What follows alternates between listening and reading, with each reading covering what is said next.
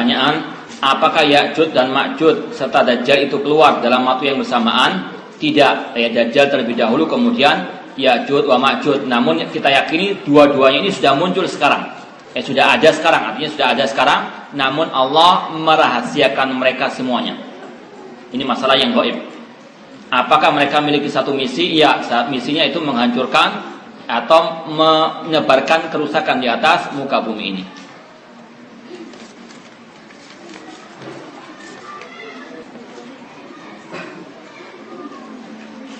Apakah jika kita lupa membaca bismillah, jika melakukan aktivitas sama doanya seperti saat lupa membaca bismillah sebelum makan?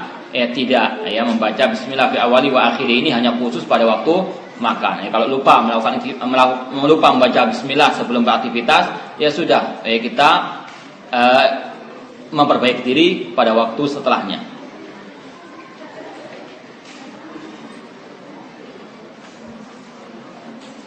Yang kedua, apa yang harus kita lakukan jika kita mendapat pulsa nyasar atau salah kirim? Pulsa kita terisi tapi kita tidak pernah mesen atau dibeliin. Ya, kalau kita tahu mana sumbernya, ya kita kembalikan. Kita kembalikan. Karena itu bukan hak kita.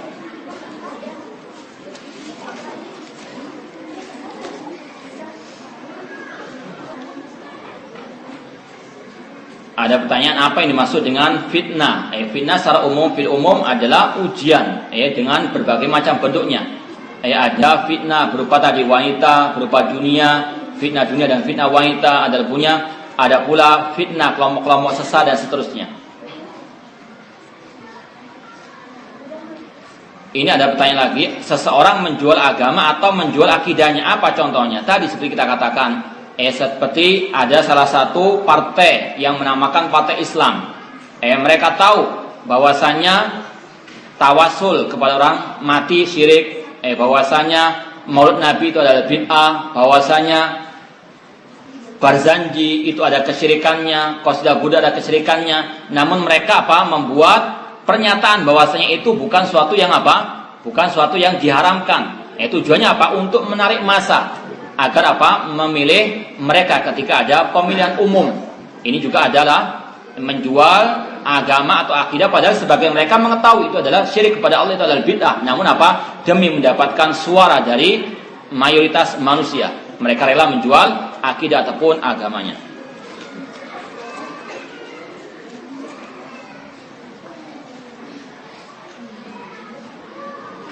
Bagaimana sikap kita terhadap orang yang mempunyai sifat cuek, mukanya selalu cemberut dan sok mentang-mentang dia kakak kelas, ngucapin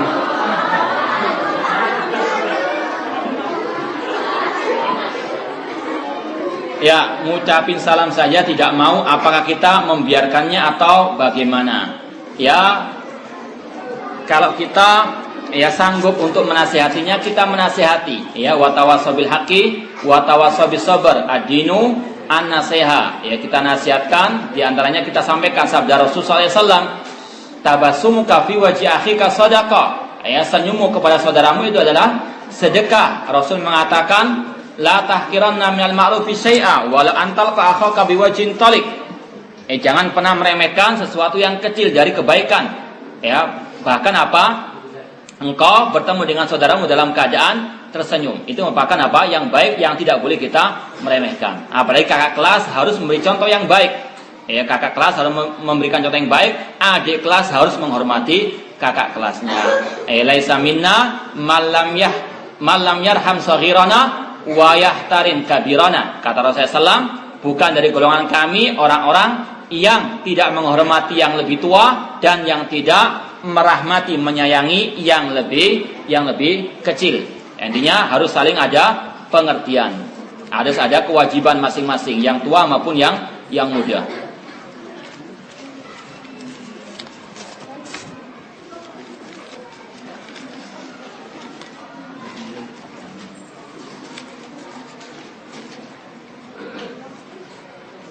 Apakah hukum berdakwah? Hukum berdakwah adalah wajib sesuai dengan kemampuan masing-masing. Sesuai dengan kemampuan masing-masing.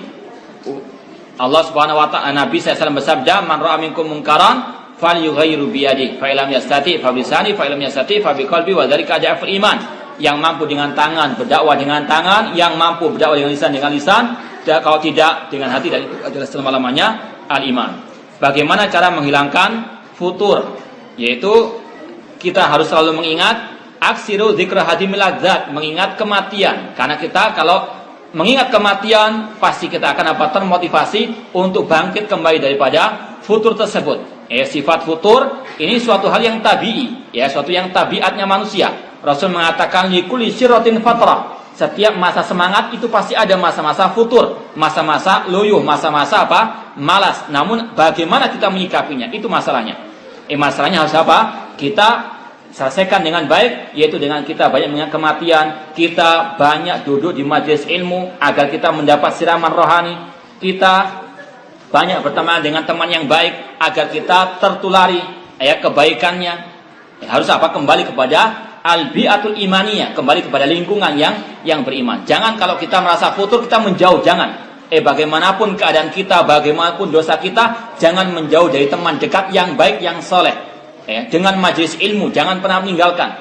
Kalau kita meninggalkannya, kita akan termakan dengan arus fitnah, syahwat ataupun syubhat. Dan berapa banyak manusia seperti itu. Ketika futur menjauh karena malu dan sebagainya, semakin dia jauh daripada jalan Allah Subhanahu wa taala. Apalagi masalah berteman, berteman ini sangat penting. Bagaimanapun keadaan kita, jangan lepas daripada teman-teman yang baik, teman-teman pengajian misalnya.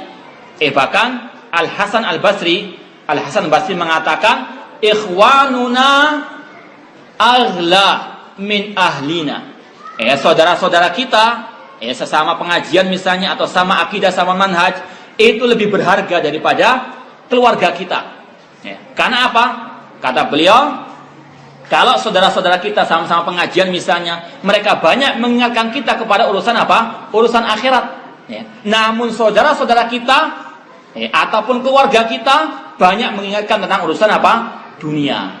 Kalau mungkin yang sudah berkeluarga, sebagai suami selalu diingatkan, mas gulanya habis, berasnya habis, yang diingatkan urusan dunia. Namun kalau sama pengajian, teman-teman yang baik, diingatkan ada pengajian di tempat ini, mari kita ikut, dan seterusnya, diingatkan urusan akhirat. Ini sebagian besar seperti kata Imam Hasan Basri, saudara-saudara kita, teman-teman sahabat kita yang baik, itu lebih berharga daripada keluarga kita.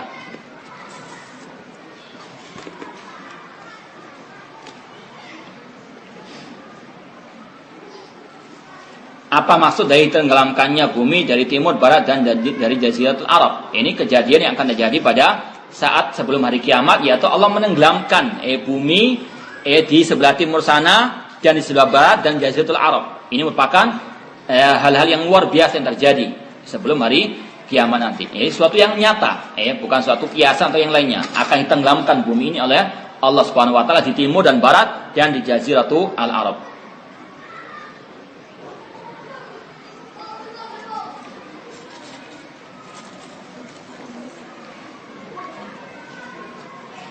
Tidak mendukung poligami, apakah termasuk meremehkan sunnah? Harus diyakini seorang muslim ataupun muslimah wajib meyakini bahwasanya poligami adalah syariat Islam. Tidak boleh menghinanya, tidak boleh benci kepadanya. Kalau orang itu benci kepada poligami sebagai syariat Allah Subhanahu wa taala, maka bisa kufur. Karena Allah berfirman, "Dzalika bi annahum karihu ma anzalallah fa'ahbata a'malahum."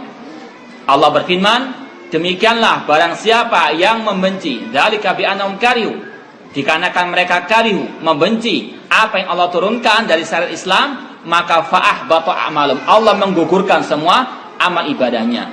Kalau enggak bisa, akui saya enggak bisa. Namun jangan cari-cari alasan, bahkan mencela syariat Islam. Itu adalah suatu yang kejam, menyiksa wanita dan sebagainya. Ini adalah ucapan kufur kepada Allah Subhanahu wa taala. Kalau nggak bisa, akui tidak bisa, belum bisa. Namun harus meyakini adalah suatu hal yang disyariatkan. Apalagi kalau mendukung, itu adalah salah satu tanda wanita salehah.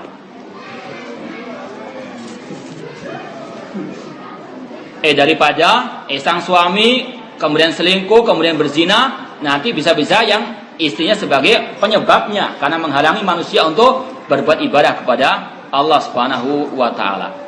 Namun juga bagi yang laki-laki harus juga apa? Tahu diri, harus apa? Ya, harus punya modal. Jangan hanya sekedar bonek, boneka saja. Harus ada apa? Harus bekal yang matang juga, karena itu adalah ibadah. Apakah benar Imam Mahdi itu berasal dari keturunan Rasulullah SAW? Ya, benar. Dia merupakan salah satu keturunan Nabi SAW dari Al Hasan bintu Ali bin Ali radhiyallahu taala anhu, yang mana di antara cirinya Rasul mengatakan namanya seperti namaku dan ayahnya namanya seperti ayahku, yaitu siapa? Muhammad bin Abdullah. Bagaimana cara kita membedakan ilmu yang syar'i sedangkan banyak ustaz telah dusta demi banyak orang yang mengikuti kajiannya? Bagaimana cara kita membedakan ilmu yang syar'i sedangkan banyak ustaz telah dusta demi banyak? Enggak paham saya maksud daripada pertanyaan ini. Wallahu a'lam. Paham?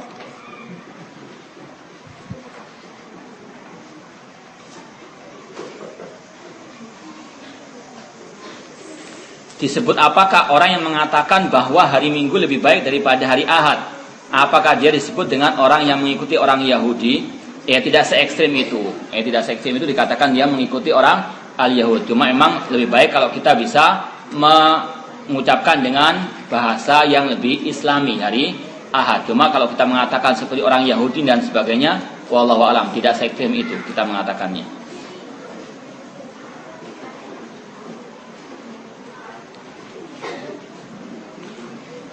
Bagaimana definisi jilbab seperti yang tertera dalam Quran Al-Ahzab 59?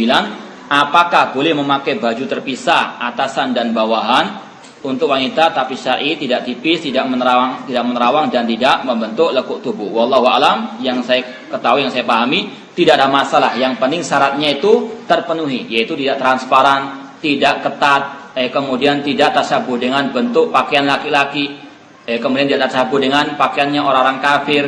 Ini merupakan syarat-syarat jilbab yang syar'i. Tidak ada para ulama, sepengetahuan saya tidak ada syarat harus apa terusan.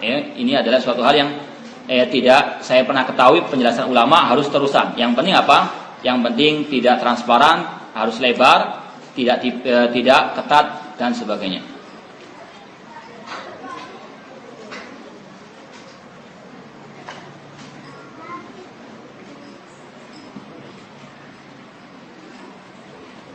Tadi dijelaskan bahwa Dajjal pernah muncul di muka bumi ini, makanya kita tahu bahwa bagaimana bentuk Dajjal itu dan merupakan tanda hari kiamat. Terus yang ingin saya tanyakan, apakah hari kiamat sudah terjadi waktu itu karena Dajjal itu pernah ada di muka bumi ini? Ini nggak tahu, mungkin ketiduran atau gimana. Dajjal itu pernah dilihat oleh seorang sahabat Rasulullah SAW, Tamim Ad-Dari, ya. Dia itu ada dan akan keluar pada hari kiamat. Kalau sekarang masih dibelenggu, belum keluar, artinya tidak akan mungkin terjadi hari kiamat. Sebelum dia apa? Dikeluarkan oleh Allah Subhanahu wa taala. Hari kiamat cuma sekali saja, tidak ada replaynya, tidak ada siaran ulangannya. Benarkah apabila seorang menghadiri kajian atau majelis ilmu akan mendapatkan pahala 1000 kali lebih banyak dari orang yang mengerjakan salat sunnah? Wallahu ta'ala alam. Cuma ulama mengatakan secara umum bahwasanya talabul ilmi itu lebih baik daripada ibadah yang sunnah. Karena apa? Talabul ilmi itu wajib, sedangkan ibadah sunnah adalah sunnah. Maka yang wajib tentunya lebih baik. Adapun menentukan 1000 kali lipat, ini butuh dalil yang jelas dari Rasulullah SAW. Apakah sebuah kaum berperang untuk negaranya, apakah kaum itu akan masuk surga? Tidak, sedangkan berperang itu harus untuk Allah. Jihad sebagaimana yang dikatakan Rasulullah SAW untuk li'la'i kalimatillah, untuk menegakkan kalimat Allah. Kalau orang itu mati dalam rangka menegakkan kalimat Allah, dia mati dalam keadaan syahid.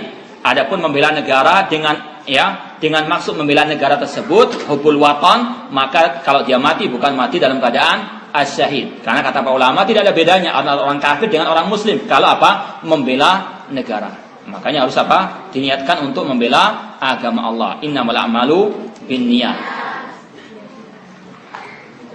Bagaimana cara menjauhi riba dan su'udzon. Yang pertama dengan banyak mengingat ancaman-ancaman Allah bagi orang yang menghibah. Di antaranya apa? Seperti memakan bangkai saudara sendiri. Demikian pula su'udzon. Rasul mengatakan iyyakum wadzon fa innahu akdzabul hadits. Hati-hatilah daripada su'udzon karena itu adalah apa? Akdzabul hadits, ucapan yang paling dusta.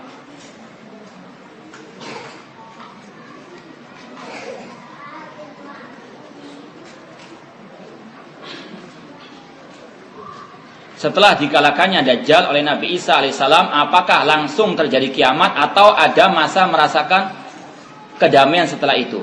Sudah kita sampaikan tadi, setelah Nabi Isa menang terhadap Dajjal akan terjadi kemakmuran. Kemudian akan muncul lagi apa? Ya'juj wa Ma'juj. Setelah itu nanti akan ada lagi apa? Tanda yang lainnya seperti tadi api yang muncul di negeri Yaman. Kemudian juga ada matahari terbit dari arah barat. Tadi urutan hadis itu tidak urutan secara waktu, namun secara umum saja tentang 10 tanda kiamat besar atau 10 tanda besar hari kiamat.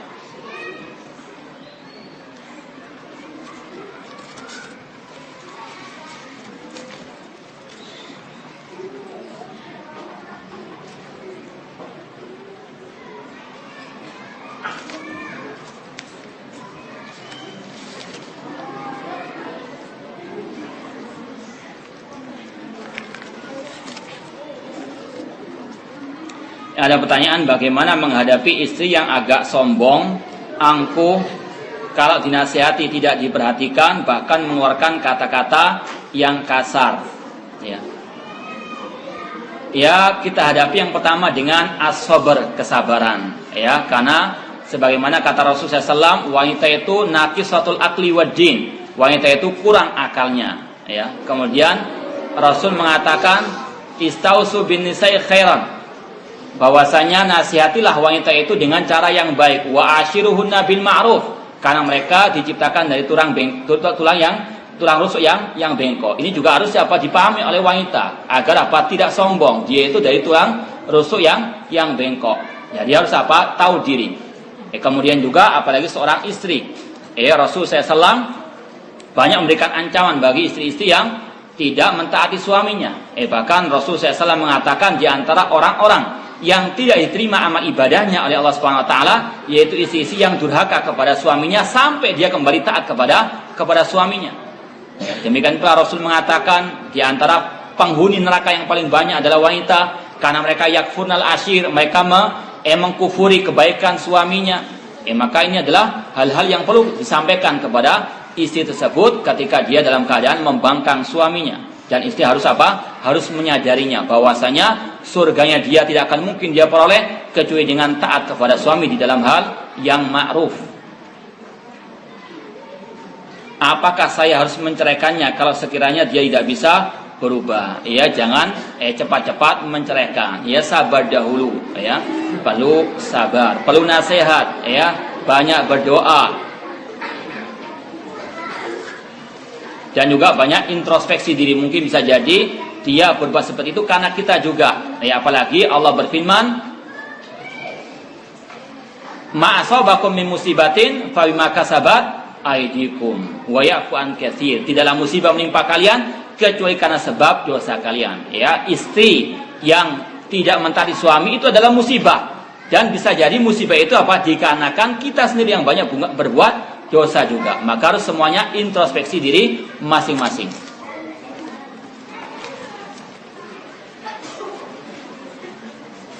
Bagaimana cara kita menyikapi teman yang selalu su'udzon? Kita doakan semoga dia mendapatkan al-hidayah. Dan kita mungkin kasih hadiah biar dia tidak su'udzon.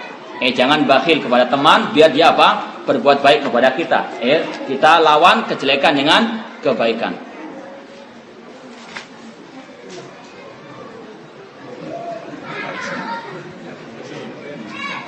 Ini ada pertanyaan panjang lebar, isinya padat sampai nggak tersisa di kertasnya ini. Cuma yang bisa saya jawab satu aja. Saya berpendapat Allah tidak adil. Kenapa harus perempuan yang lebih banyak menderita? Karena kita tahu zaman sekarang yang pria dan laki masih imbang. Orang laki sering kawin lagi, apalagi kalau pria dan berbanding 50. Pasti orang laki jadi rebutan. dan pasti enggak jelas kawin yang akan menderita pasti perempuan. Kenapa? Yang pertama, kita nasihatkan bagi sang penanya, la yus'alu amma yaf'alu wa hum yus'alun. Allah tidak boleh ditanya kenapa Allah berbuat demikian. Justru manusia yang akan ditanya oleh Allah pada hari kiamat. Ya, jangan bertanya kenapa Allah demikian. Ya, pikirkanlah apa yang Anda akan jawab ketika Allah akan bertanya kepada Anda tentang ucapan Anda seperti ini yang memprotes takdir Allah Subhanahu wa taala.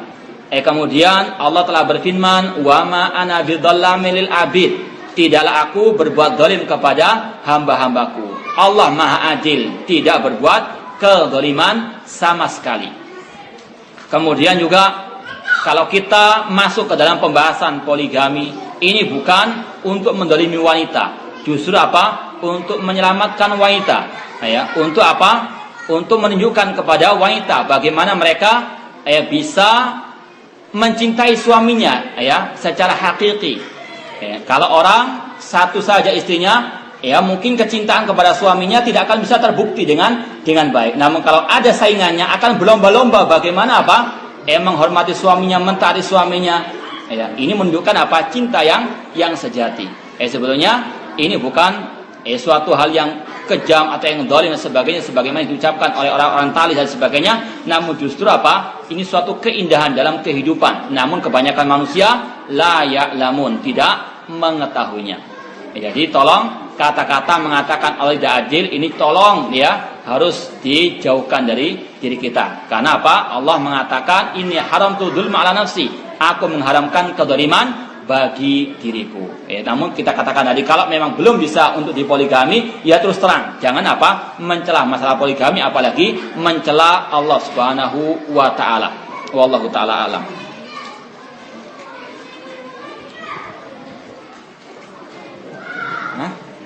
Ya, saya rasa cukup sekian karena semakin memanas suasananya. Wa akhir da'wana alhamdulillahirabbil alamin. Wassalamualaikum warahmatullahi wabarakatuh. Mohon maaf kalau ada hal-hal yang kurang berkenan.